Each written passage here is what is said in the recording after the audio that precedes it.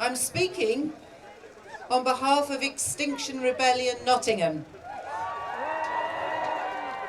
and most especially for the women of XR.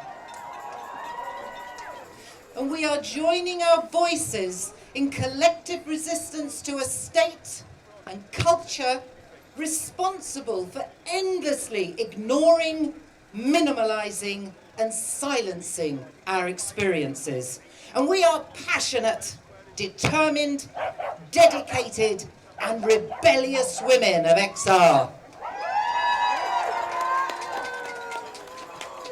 As you know, we've been out there as best we can in acts of love, rage and non-violent civil disobedience to keep ringing the alarm to awaken us all to the desperate humanitarian urgency we find ourselves in, and we will not be silenced.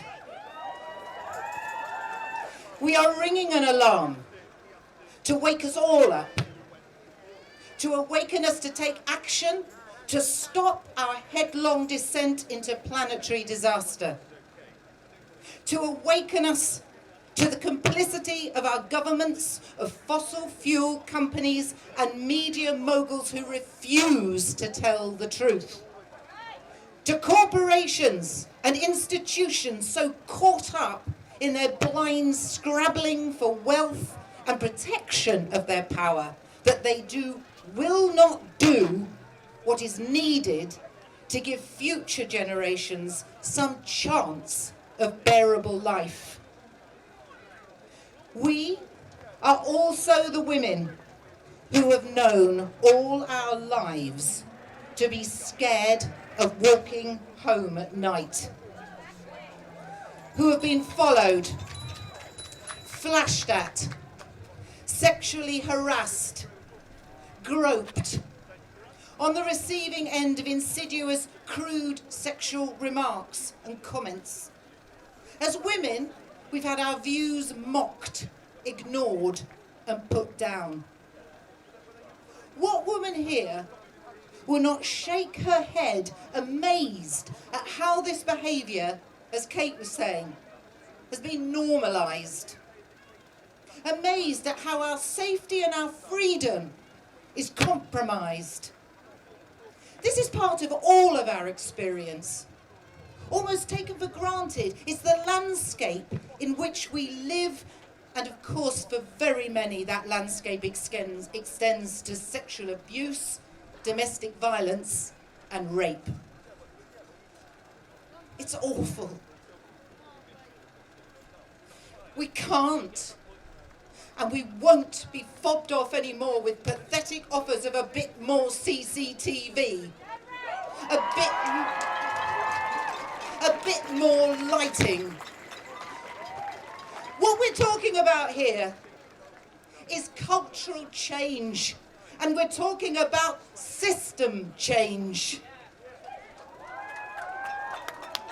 While we witnessed what was taking place on Clapham Common 2 weeks ago, the policing bill was going through Parliament at the same time. The bill lays bare the raw bones of this government. It highlights so clearly how all our struggles for peace, environmental justice, equality are joined into one struggle. Those same motivations of domination, patriarchy and exploitation seeking to silence dissent, it runs through it all. How we treat each other, care for each other, and how we treat nature is completely interconnected. There's a blatant relationship between the attitudes towards women, people of colour, people with disabilities and the degradation of our environment. The prevailing systems have one slogan. It's objectify and exploit.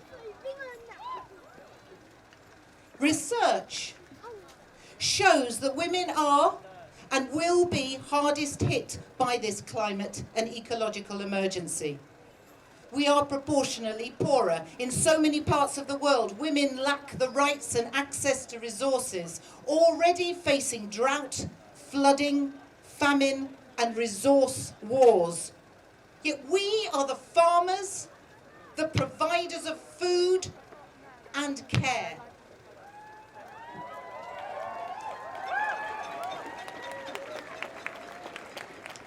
We cannot and we will not allow ourselves to be silenced.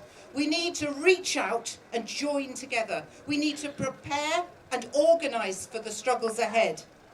We need to learn to maximise our impact, be effective, celebrate ancient and new talents, and train in non-violent direct action.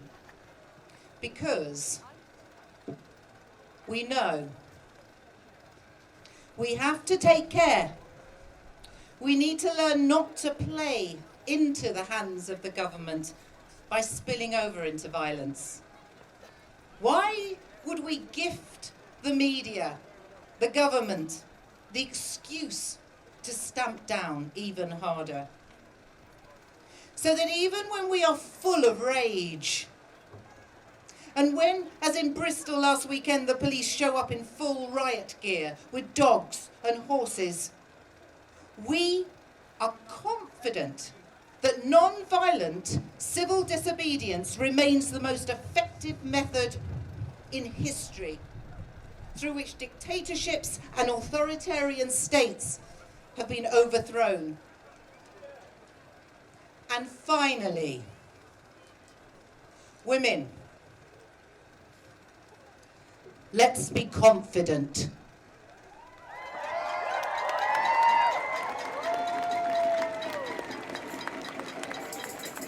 As women, we have forged, through necessity, our powers of imagination, ingenuity, humour, persistence, and perseverance.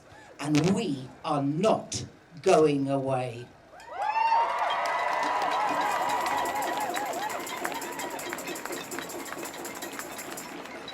Let's keep pushing for real democracy, for our citizens' assemblies, for women to take the lead, and most importantly, for women's voices to be heard.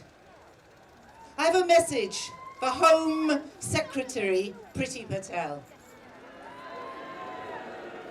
The key lies in the word, the responsibility of her job. Home Secretary. Our definition of home is not confined to responsibility within four walls, be those the walls of domestic or institutionalized work. Home embraces all our communities, our cities, our freedom of movement day and night. Home embraces our planet. Our planet is our home. And we are collectively responsible for its care. We are collectively responsible for empowering the safety for all, not for empowering one arm of law enforcement in the interests of a few.